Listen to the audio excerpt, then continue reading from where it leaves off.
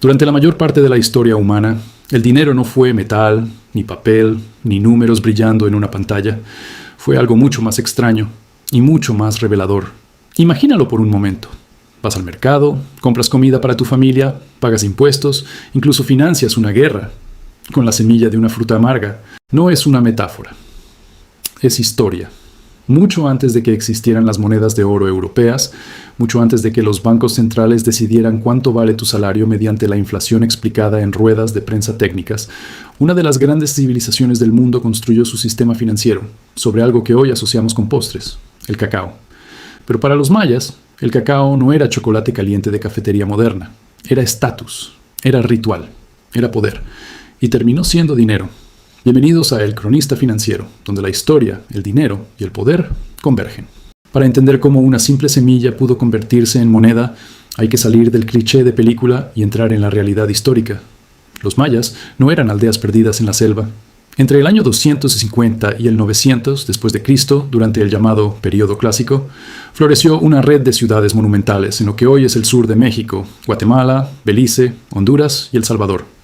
Tikal, Calakmul, Palenque, Copán, ciudades con decenas de miles de habitantes, pirámides que todavía hoy desafían la ingeniería moderna, sistemas de escritura, calendarios astronómicos precisos, matemáticas avanzadas cuando buena parte de Europa aún estaba en estructuras feudales tempranas. Y lo más importante, eran motores económicos. Estas ciudades necesitaban abastecimiento constante de maíz, frijol, calabaza, sal, obsidiana, jade, textiles, tintes. No tenían caballos, no tenían ruedas para transporte pesado, no tenían caravanas como las de Asia Central. Todo se movía a pie, en canoas, mediante redes organizadas de comerciantes. No se sostienen ciudades de esa escala sin una economía compleja, estable y organizada.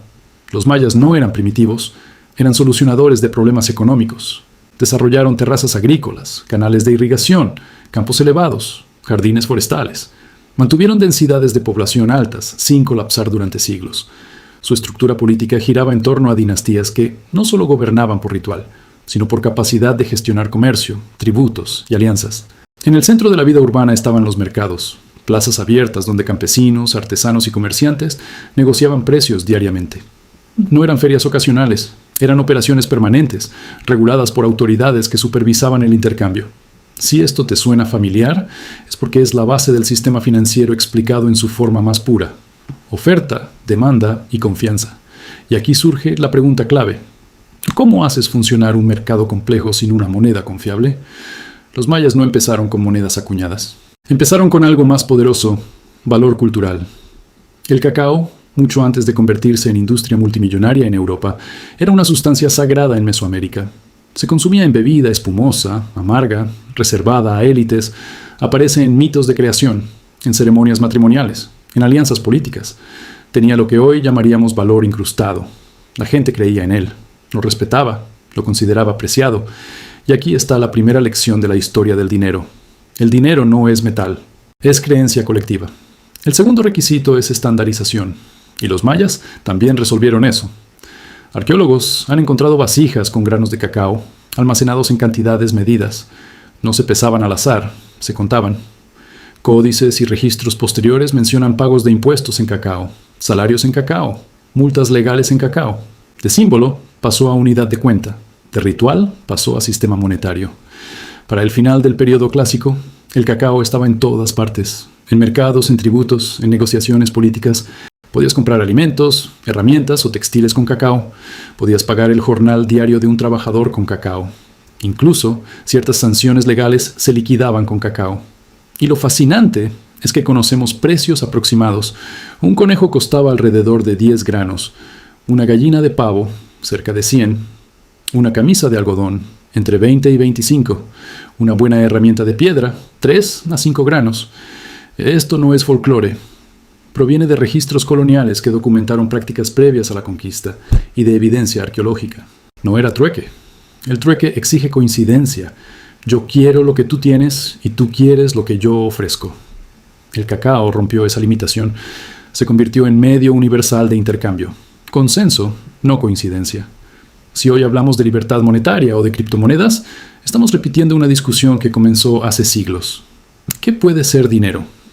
La respuesta maya fue radical. Algo que se cultiva, se distribuye y se consume.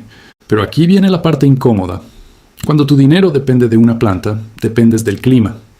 El cacao solo crecía en zonas específicas, regiones cálidas y húmedas, especialmente en valles fluviales, de lo que hoy es Chiapas y Guatemala. Si una ciudad controlaba una zona productora, su oferta monetaria aumentaba. Si había sequía, plagas o enfermedades, la masa monetaria se contraía. Inflación explicada sin bancos centrales. Buenas cosechas. Más cacao en circulación, precios más bajos. Malas cosechas, menos cacao, precios más altos.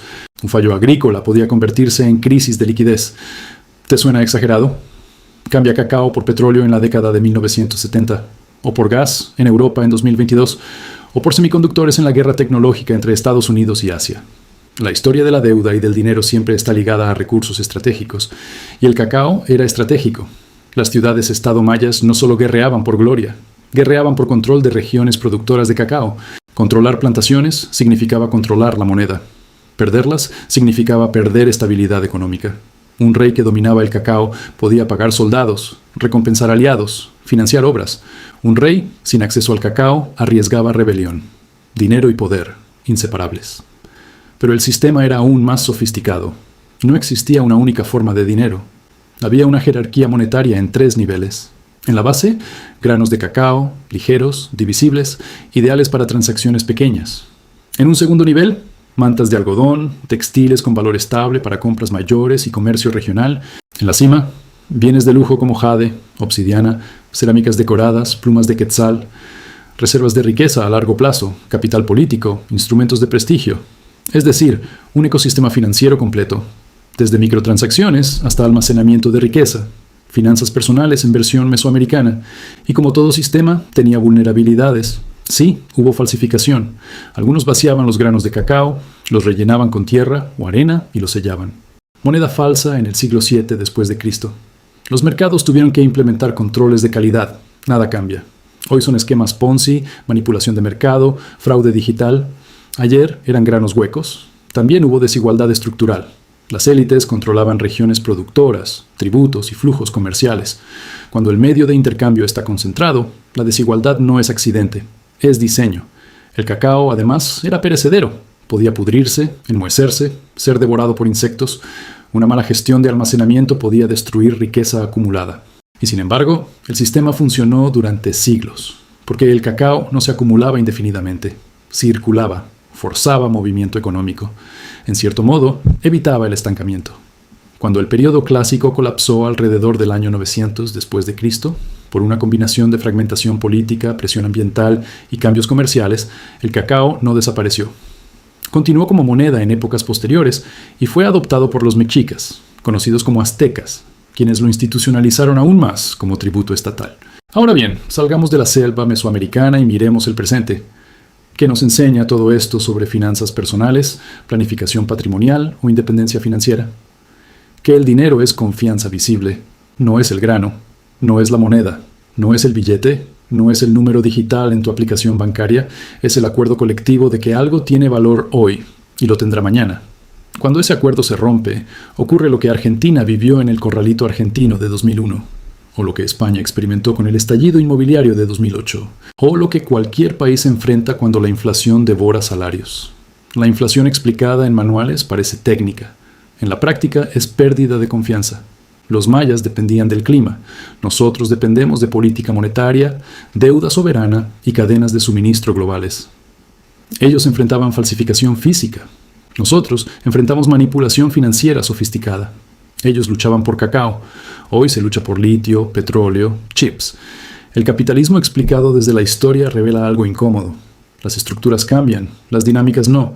Si tu moneda depende de un recurso que no controlas, eres vulnerable. Si tu riqueza está concentrada en un solo activo, eres vulnerable. Si no entiendes cómo funciona el sistema financiero explicado más allá del titular de prensa, eres vulnerable. La mentalidad financiera no es acumular dinero sin contexto. Es entender el sistema. Los mayas prosperaron mientras mantuvieron redes comerciales sólidas, confianza en mercados y control estratégico de recursos. Cuando esa confianza se erosionó, su mundo cambió.